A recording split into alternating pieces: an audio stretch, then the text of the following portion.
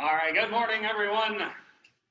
So today we're going to start the next phase of this class, which is pretty much where we're going to stay with for the rest of the semester. So as I mentioned last time, so this stuff is a little bit harder. So mathematically it's harder, conceptually wise it's harder, because we can't actually see what's going on. We can't conceptualize what's going on. So we're going to kind of do a little bit of baby steps in the beginning, but then it'll kind of ramp up a little bit. So basically today we're going to start our exploration into electrostatics. Okay, so that's what we're going to spend all this first stuff on for the exam. So what does that mean? So that means last semester, pretty much all interactions came down to the fact that mass had one particular quantity, and that one particular quantity was mass. Right? So we said that all matter had some sort of quantity associated with it, which was mass. So everything had some sort of number associated with it. But this semester, that's going to change, because it has other things that it can actually interact with as well. So for example, I know I can bring this guy near here, there can be some sort of gravitational interaction, but that's not all. So what I can also do is take this guy, try not to go blind while I do this, and now I can bring this near him, and I can actually get an interaction, okay? In this case, I know you in the front can see that, but everybody back couldn't. I never actually touched the object. So in this case, I had an interaction. I can actually get a different type of interaction out of this, hopefully, if I can charge it enough. So in this case, I'll touch it directly. Hopefully this works. Oh, yeah. It's a little big, so I don't know what's actually gonna work out.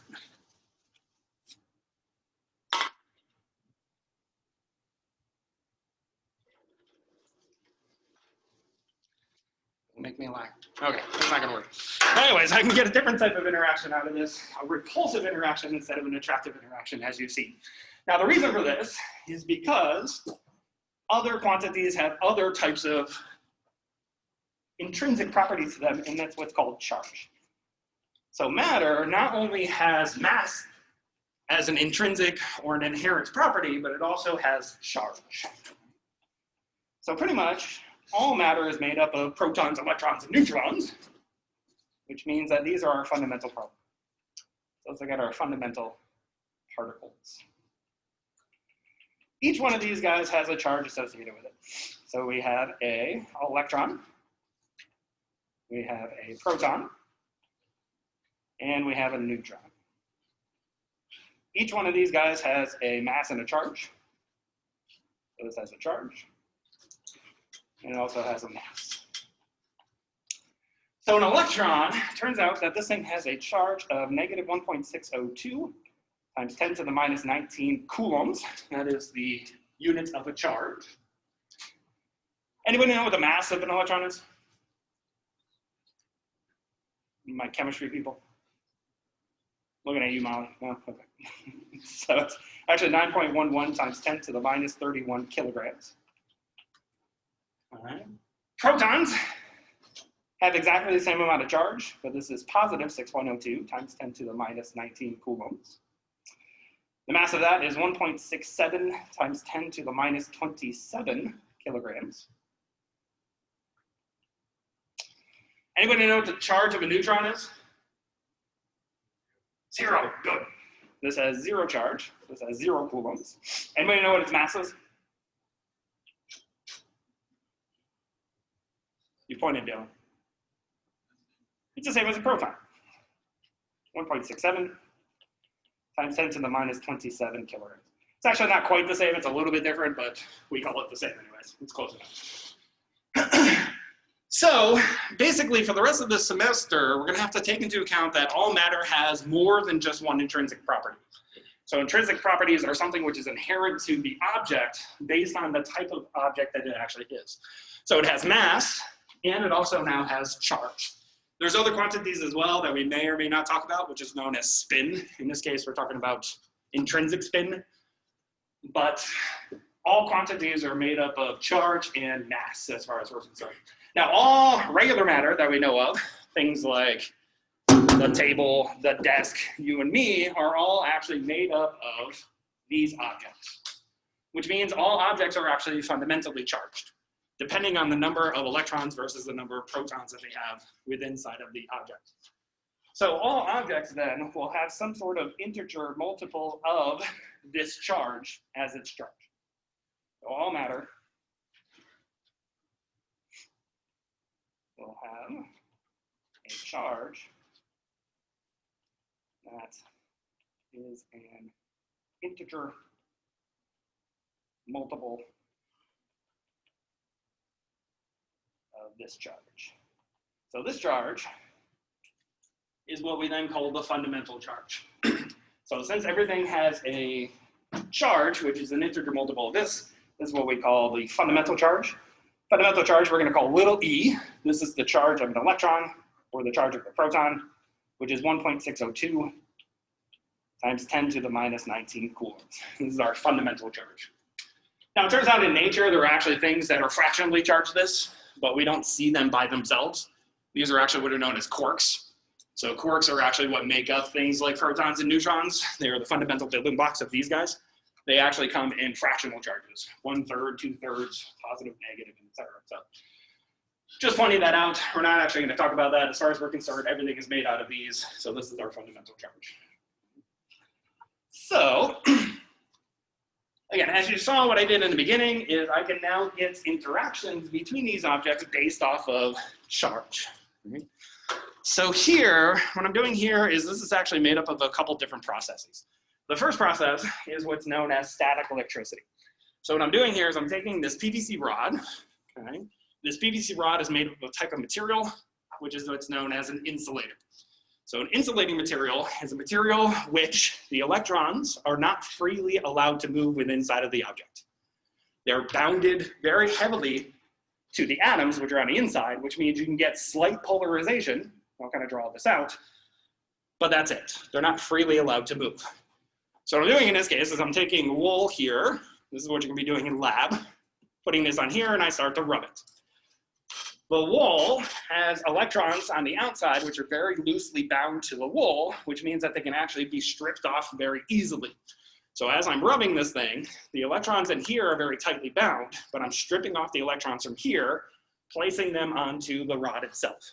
This is what's called static electricity. Now what that's doing is it's causing the charge from here to decrease. Let's say initially this thing starts off with 0 charge.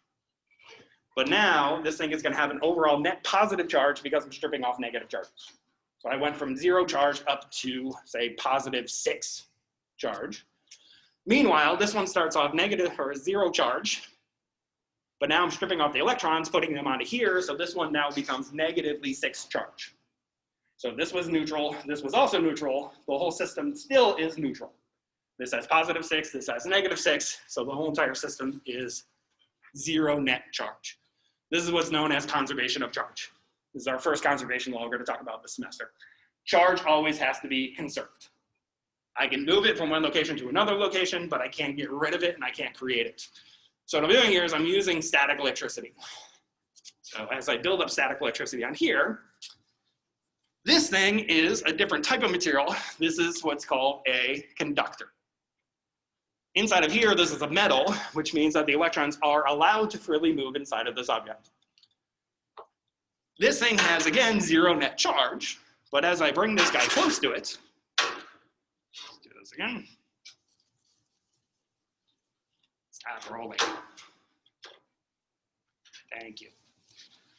Again, as I bring it near it, I can cause it to interact, okay? The reason for that is because unlike the PVC pipe where the electrons are tightly bound to the atoms, here the electrons are free to do whatever they want. This thing becomes negatively charged. This thing has 0 net charge. But what happens in here is, as I bring this close to it, turns out that like charges repel each other. So as I bring it close, all the electrons inside of here move to the opposite side of the material, meaning that this is negatively charged. This side becomes positively charged. This side becomes negatively charged, which then creates an electric force. The positive charges then are attracted to the negative charges, causing that attractive force. Simultaneously, though, on this side, since it's negatively charged, those are repelled from each other. So on this side, there's a negative force pushing in this direction. On this side, there's a positive force pulling in this direction. But the difference is the rod is here. So the distance between here and here is much shorter than the distance from here to here. So even though there is a force pulling this way and a force pushing this way, this force on this side is greater because it's closer. So there's a lot of things that are going on here. So first is the static electricity. So again, I'm stripping off electrons due to the fact that I'm rubbing these guys together. So this is an example of static electricity. So here I have a sweater. The sweater starts off with 0 net charge. I have a balloon. This starts off with 0 net charge. So if I take the balloon, I rub it onto here, I'm then stripping off all the electrons, which means the balloon then is overall negatively charged. Sweater becomes positively charged. These guys feel a gravitational, an electric interaction between the two. The wall over here, you can take that same balloon and actually stick it to the wall, even though the wall has 0 net charge to it. But again, what's happening here is you get an electric force between the negative charge that the balloon is, the negative charges in the wall, those are repelled from the actual balloon, meaning that this side of the balloon becomes, this whole balloon is negatively charged, this side of the wall becomes positively charged, which causes an interaction between the two, and an overall attractive force. This is also what happens in the middle of the winter, especially when you walk and you scrub your foot on the ground.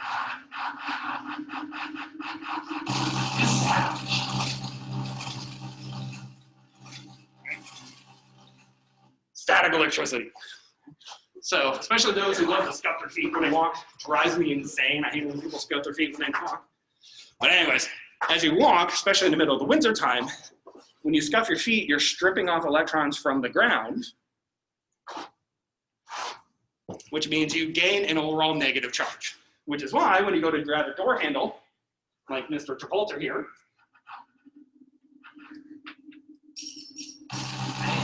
you get an electric shock. Okay? We'll talk about why this is. What happens here is actually you get a potential difference between your hand and the doorknob. That potential difference exceeds what's called the breakdown potential of air, which then causes an electric shock. But this happens because of static electricity. Anybody know why this happens more in the wintertime than it does in the summertime? Humidity. Exactly. So in the summertime, you can get away with it because as you scuff your feet, there's enough extra water molecules in the air which will actually strip off the electrons from you because water is actually polarized. But in the wintertime, it's a lot drier, there is no air, so as you're scuffing your feet, it doesn't take off all of that extra electrons. So when you actually grab something metal, like the door handle here, you end up getting an electric shock. So actually one good thing to do, if you're a good feet scuffer, you like to scuff your feet across the ground and pick up all those extra electrons, carry a screwdriver with you. One with a plastic handle. Take it, touch the doorknob. In that case, the screwdriver will get the shock because you'll be insulated by the plastic. That way you won't get an actual electric shock. So keep that in mind for the winter time if you like to scuff your feet. So anyways, this is static electricity. So what's happening here is we have static electricity. The second part then was here. So here's my tin can. All right.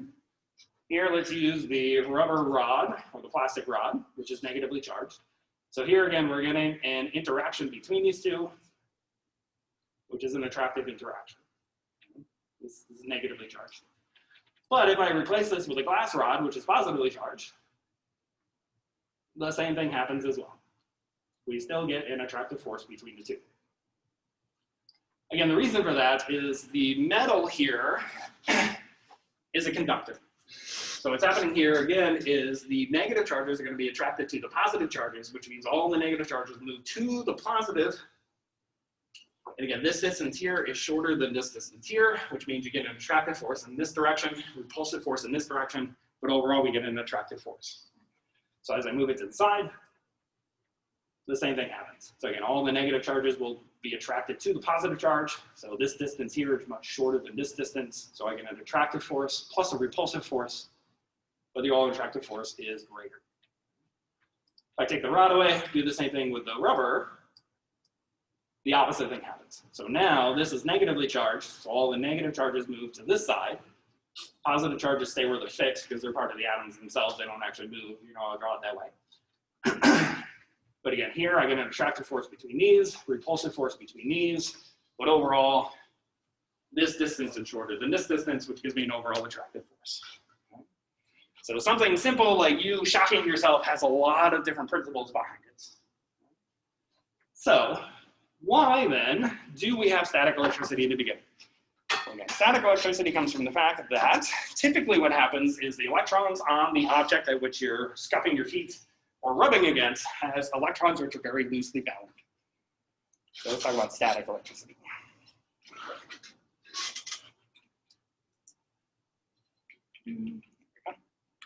So static electricity comes from the fact that if we're looking at an atom, so if this was the nucleus of the atom, then we have electron shells outside of here. So typically what happens in something like this is this shell will be full, but the outer shell will not be full. So non-full outer shell. So what happens in this case then is if I take two objects and I rub them next to each other, so let's say this is a rod that I'm rubbing against here, what happens then is as I rub it, it's stripping off the loosely bound electron from the non-full valence shell. So if I had, say, one single electron out here, that one single electron then will be pulled onto the rod, causing it to be transmitted to the rod itself. So this is static electricity. So it just comes from the fact that the rug itself has very loosely bounded electrons. They're easy then to strip off. But again, what has to be true is, so again, if here is my wool, so here's my wool, which starts off with 0 charge initially, so say 0 coulombs. Here's my rod, which starts off also with 0 coulombs initially. Again, if I rub these guys together, so let's say I now rub them. There we go. What happens then is that this one will end up with a charge of, say, negative, I don't know, 6 coulombs. Sorry, this one will end up with positive 6 coulombs. This one then will end up with negative 6 coulombs, so that the total charge initially, which in this case was 0, so the total net charge initially is equal to 0, then the total net charge finally is also equal to 0. So even though I have, this ends up positively charged, this guy ends up negatively charged, but I have to look at the system as a whole and say initially there was 0 charge, afterward there is also 0 charge. So even if this one started off with a positive overall charge, this one started off with negative charge, it would still happen that the charge would be distributed such that the total charge would be constant at the end of the day. So this is what's called charge conservation. So charge conservation. So charge conservation says that the charge, we're going to call little q here charge, or capital Q. But for now I'm just going to call it little q. Notice we can also call this capital Q.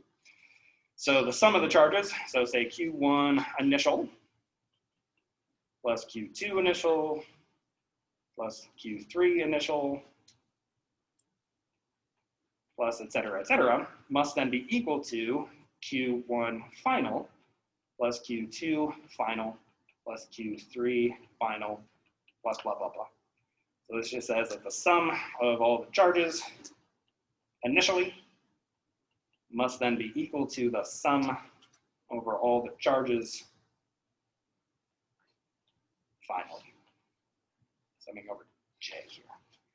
So this is conservation of charge, or charge conservation. So this is one of our fundamental principles that we'll talk about.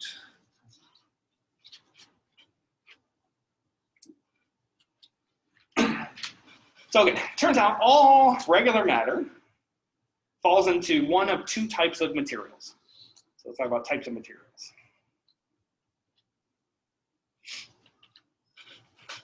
The first type is what's called an insulator. So an insulator is a type of material where, again, the electrons are tightly bound to the atoms. So here our electrons are tightly bound to the atom. So can't freely move. So what does that mean? So that means if I had a material, so let's say this is my insulator, what I would find in this case then is I would have positive charges. So here are my positive charges. And then right on top of that, I'm going to have my negative charges. So negative charges, negative charges, negative, negative, negative. All right? But now what happens if I say took a charged object and I bring it close to it? What happens in this case? So let's say here I'm going to bring my charged rod. So here's my charged rod, which has an overall negative charge to it. So what happens in this case? Well, what happens in this case is I get what's known as polarization. So what happens is I still have my positive charges where they were. So here are my positive charges. Longer. But the negative charges try to move away from this negative as far as they can, but they can't move very far.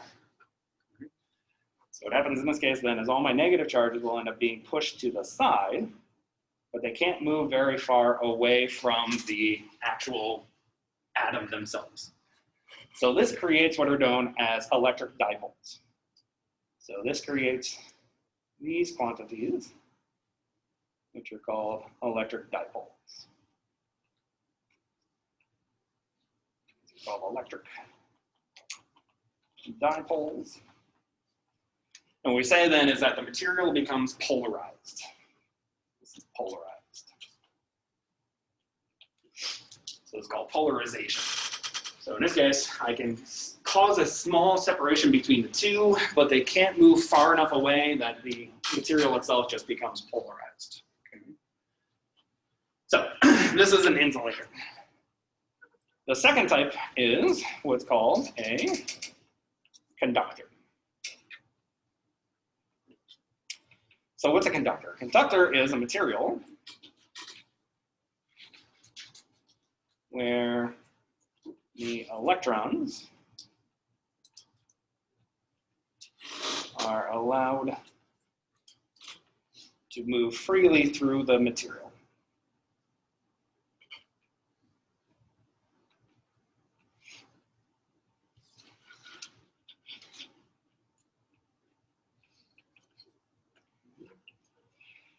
Basically, all this means then is conductors are pretty much metals. Those are the only things that are conductors. So this is i.e. a metal.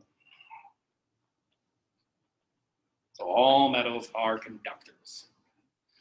So again, what happens in this case? Well, again, let's say here's my material. So again, this thing starts off with, let's say, positive charges. I'm going to draw 4 this time. Negative charges, again, negative charges will be pretty much on top of the positive charges. Actually, what ends up happening is you have quantum mechanics going on. You have what are called electron clouds, which basically means that the electrons are shared by all the atoms inside of this material. So they're actually moving around basically constantly all the time. Not confusing too much about those things. But anyways, what happens if I bring it near something which is charged? Well, if I bring it near something which is charged, let's say here's my conductor again. And let's say again, I bring my rod near this thing. And let's say again, our rod has a negative charge to it. Positive, positive, positive, positive. So what happens in this case then is my electrons are free to move wherever they want to. In this case, I get a repulsive force between the negative charges and the negative charges, which means that pretty much the negative charges will move away from this thing as far as they can. So they're all going to move directly to the back wall here. So they're not tightly bound. They don't have to stay near the positive charges. They can move wherever they want to move. So this is what we call a conductor.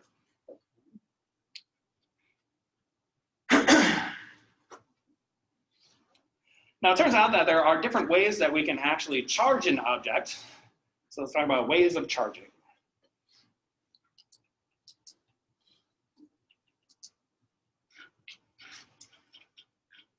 So, besides static electricity, there are basically 2 ways we can charge something. The first one is what's known as induction.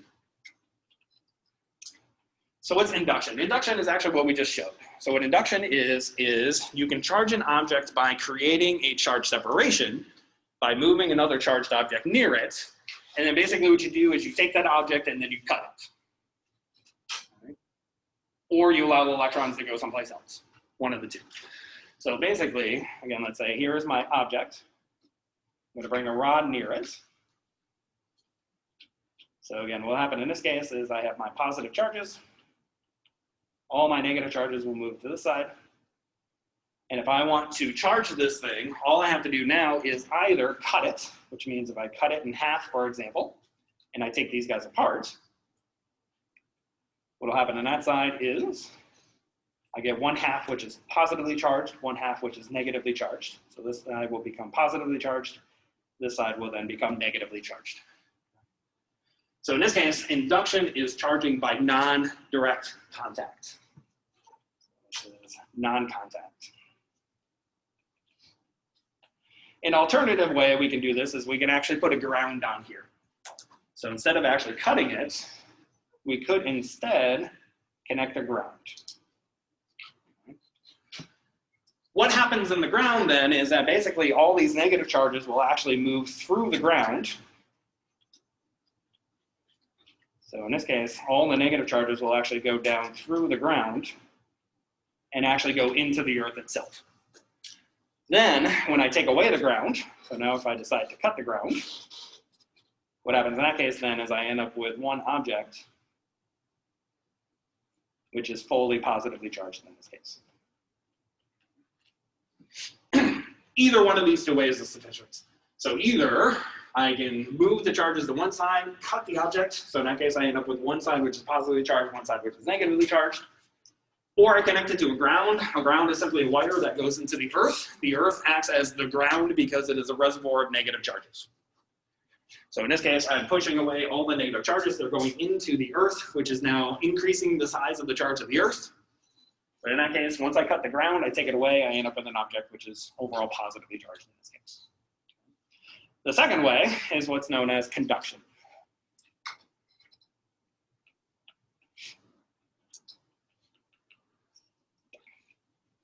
Conduction is the charge of charging an object via direct contact. So this is via direct contact. That's actually what I was trying to do here when I was trying to charge this thing up and then keep this guy on top of here. So in this case, what will happen is the charge from here will then overlap with the charge on here, which means the entire object now will share the overall total charge between the two. So if I charge this thing to, say, I don't know, -5C, touch it then onto here, where this thing had 0 charge initially, what will happen now is the two have to share the total charge of -5C. Which means then when I take this guy away, this one is going to have reduced amount of charge, where this one now has increased the amount of charge in the negative sense. So this one might have now -2C, where this one has -3C.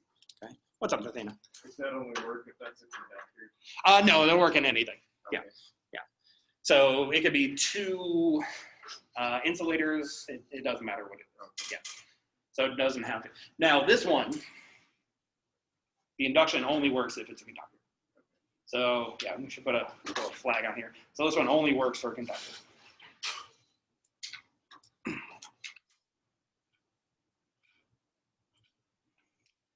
This one works for both. So it works for both conductors and insulators. Move that over here. Good question. That's right.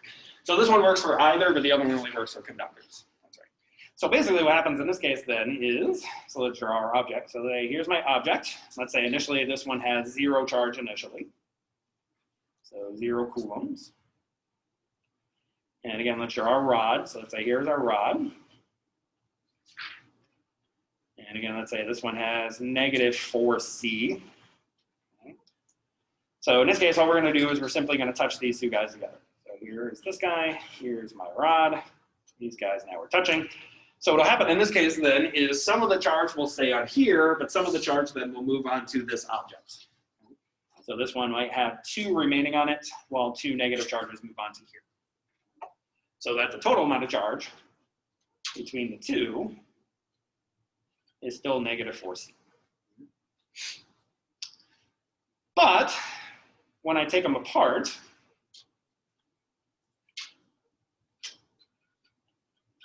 And what will happen is that this one remains only the 2, so this one stays at negative 2c. This one remains at 2, so this one also stays at negative 2c. Now the amount of charge which ends up here and the amount of charge which ends up here basically depends on the sizes of the objects themselves. So pretty much what will happen is the amount of charge which goes onto here and the amount of charge which goes onto here depends on the sizes of the two objects. So whichever object is bigger, typically will have more charge onto it. So it just kind of depends. We'll talk more about how this actually happens when we talk about potential. What will happen is they have to have the same potential. So these are actually how we charge then objects. So what about the force? So let's talk about electrostatic force. Static force. Also known as Coulombs Force.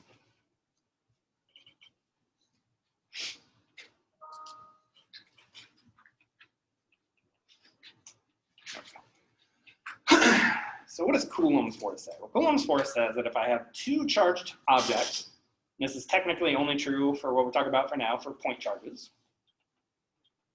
We'll extend this later. If I have 2 point charges, one has charge Q1, the other one has charge Q2, what Coulomb's law says is that the electric force experienced by each one of these then is equal to a new value K, another K, times Q1 times Q2 divided by R squared. So let me put absolute values around these two.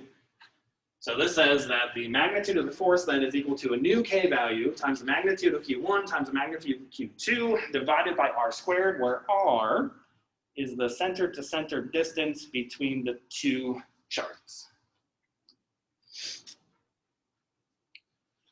Now, as we mentioned earlier, what's going to happen then is what?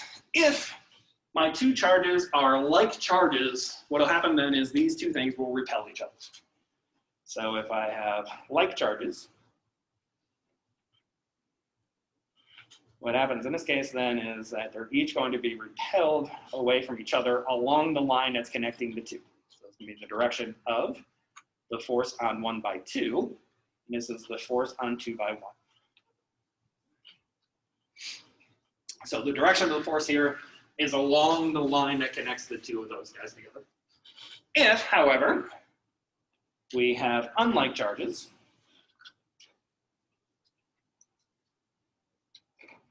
in this case, we're going to feel an attractive force along the line that connects the two of these guys together. So it's going to be the force on 1 by 2, and this will be the force on 2 by 1.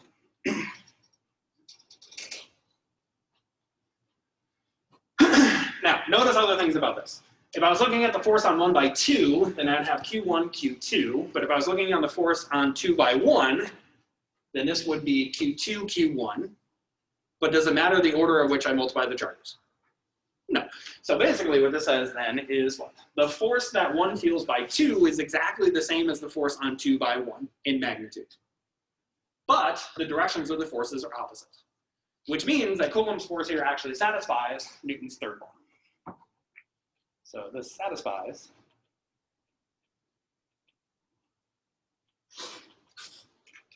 Newton's third law.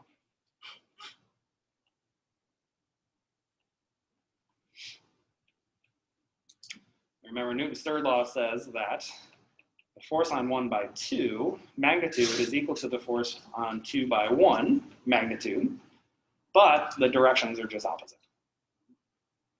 Where should I put that? All right, here it is. Force on 1 by 2 is equal to negative force 2 by 1. So this is Newton's third law. So Coulomb's force then satisfies Newton's third law. It says the two forces are equal and opposite. So magnitudes are the same, they just point opposite directions. So what is K? So K is what's known as the electric constant.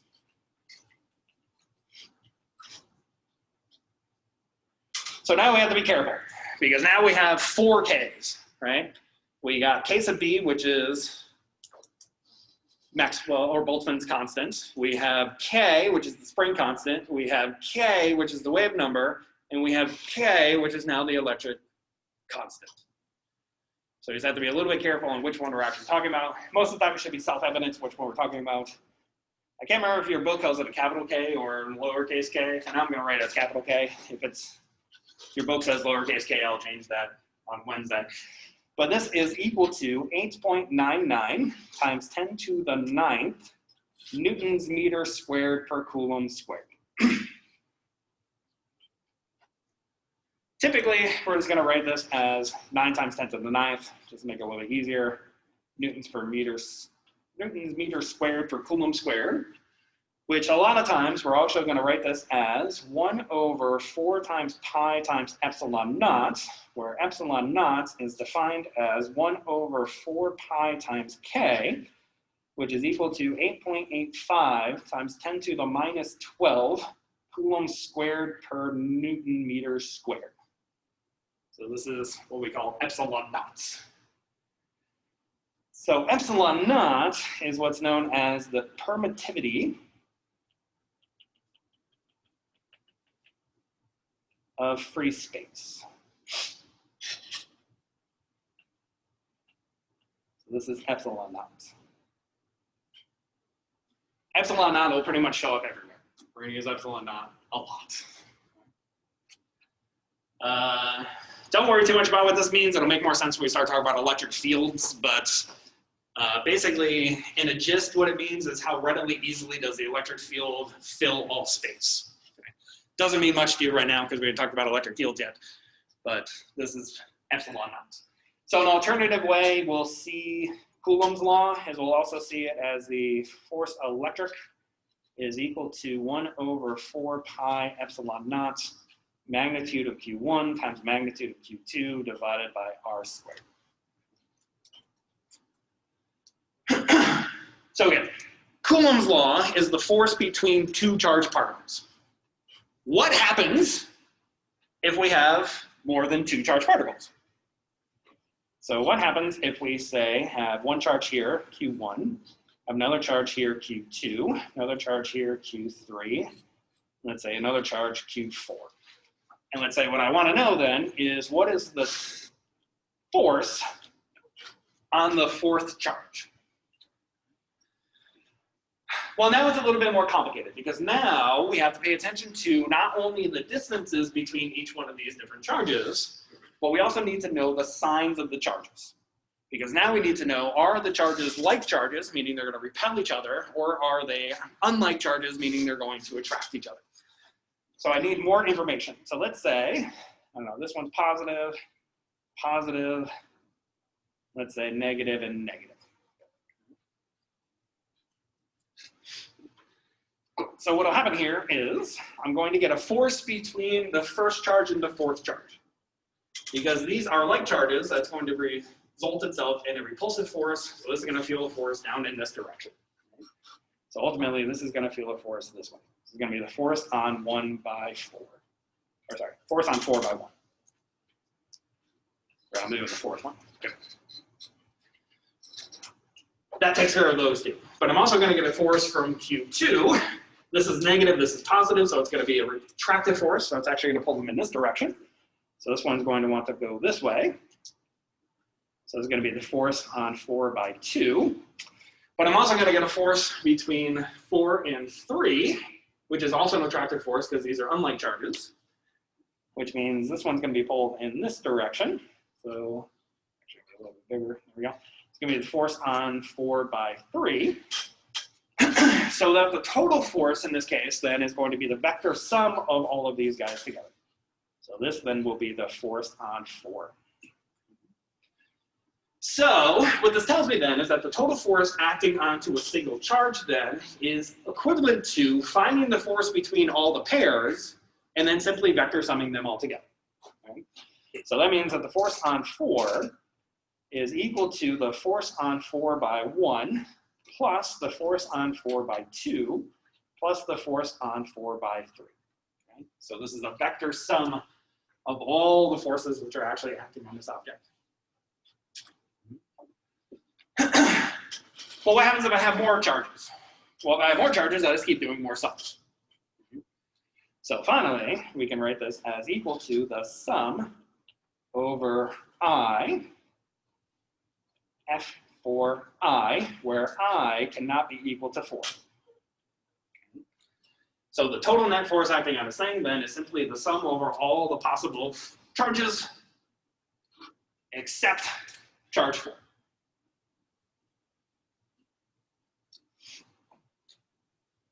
So why not charge 4?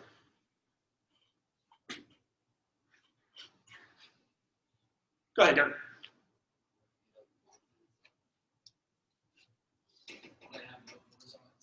Correct. It doesn't feel its own self-force, right? It feels all the forces from all the other ones, but it's not going to feel a force from itself, right? Exactly. So the reason we're not doing 4 is because there is no self-force. So no self-force. So that's the reason we're not going to sum over that one. Okay. So that's right. So this is what's known as the principle of superposition. So this is the superposition principle.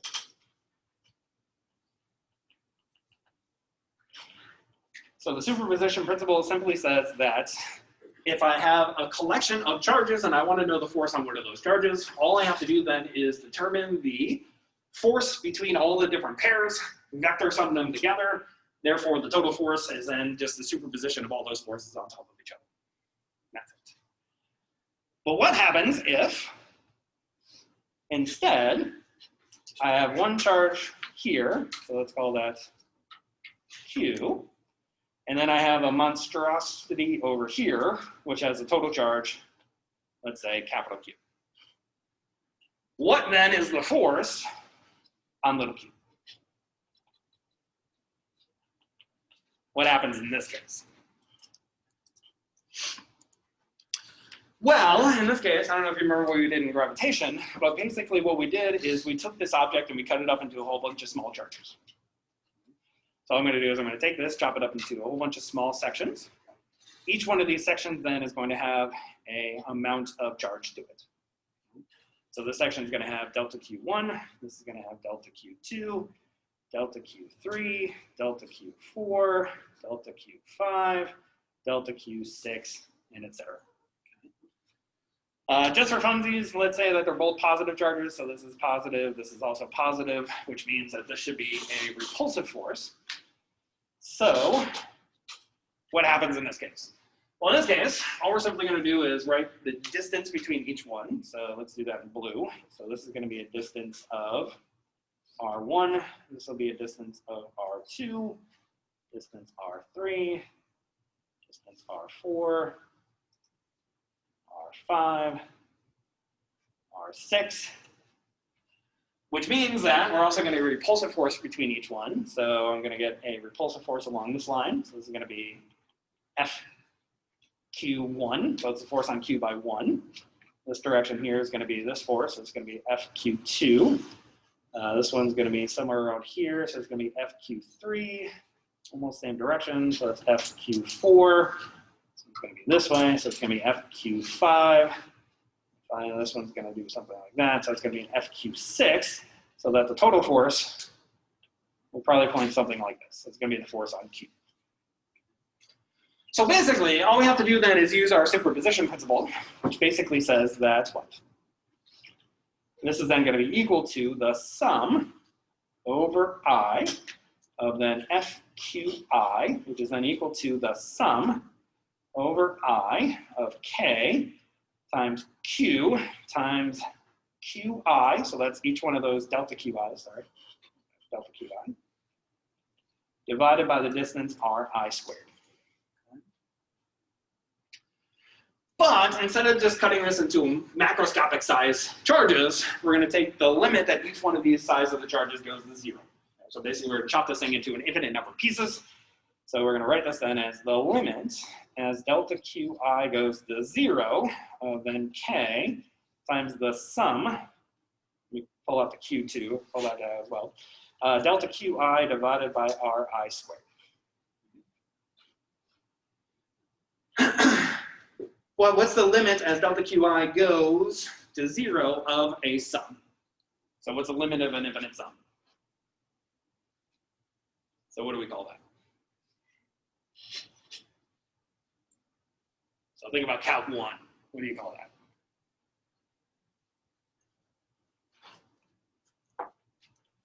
This is what's known as a Riemann sum, right? And what's a Riemann sum another name for? An integral.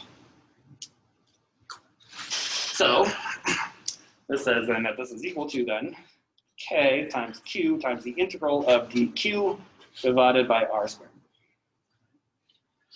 So this just says that if what? I have a macroscopic object which has some sort of dimensions to it, and this thing is going to put a force then onto the little guy, then the total force that this thing feels then is going to be k times the charge of the little guy times then the integral of dq r squared. So what the hell is the integral of dq r squared? It's an interesting question. So usually what we do is, instead of writing the integral over dq, because that really has no meaning to it, what we're going to do is we're going to turn this integral dq into an integral over geometry. So in practice, what we're going to do is we're actually going to turn this into a geometrical integral.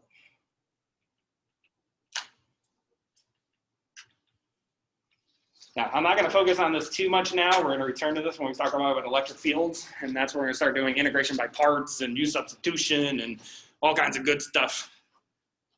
But for now, I'm just going to bring it up for now. So typically what we're going to do is we're going to bring dq into one of three forms. It's either going to be lambda dl, I think he writes as eta dA, or rho dv. So typically what this means is if the object has linear symmetry to it, for example, this rod. This rod has a line symmetry across here. So in this case, we would chop this thing up into small dq's, where each dq is parameterized by lambda, which is what's known as the linear charge constant. So this is equal to the total charge divided by the total length. And then we're going to integrate over the length of this object. So dl then is the length integral. So this is when it has line symmetry to it.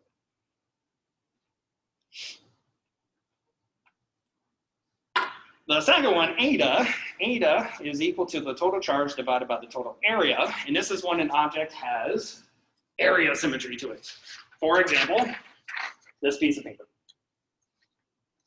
Piece of paper has an area to it, has an area symmetry to it. So in this case, we're going to chop it up into a whole bunch of small dAs instead of dLs. Right? Meaning I'm going to chop this into an area. Each one of these areas is going to have a differential area to it. Right? So that's when this thing has an area symmetry. The last one is when it has a volume symmetry. So in this case, this row is not the same as the row we saw before. So this row is equal to the total charge divided by the total volume. So this is when it then has a volume symmetry to it. But again, the principle is the same. All I'm going to do is I'm going to find the total force between each of the pairs, simply vector sum all those together to then find the net force onto it. The only difference is instead of only doing it for a handful of particles, I'm doing it for an infinite number of particles, which means we're going to integrate over the geometry. Now, like I said, I'm not going to focus too much on this one. We'll come back to this when we do electric fields. So we'll definitely be hitting this up by Thursday. Doing a whole bunch of wonderful integrals. Make your eyes crossed, especially at 9 o'clock in the morning. It's always a fun thing to do. Complex integrals at 9 o'clock in the morning. Watch you guys squirm. It's fantastic. Now, one thing I'll mention is that means by the time we get to the exam 2 will have things that involve complicated integrals. Okay? We only have, I usually give you about an hour to do the exam, but in theoretically terms, we have 50 minutes. So what does that mean for the exam? What that means for the exam is I'm not going to test you on your math skills. Okay? Which basically means I'm not going to make you do the integration by parts or the U substitutions or the trig substitutions or whatever it is that involves into the problem itself. What that means is I want to see the physics, which is setting up the damn integral to begin with.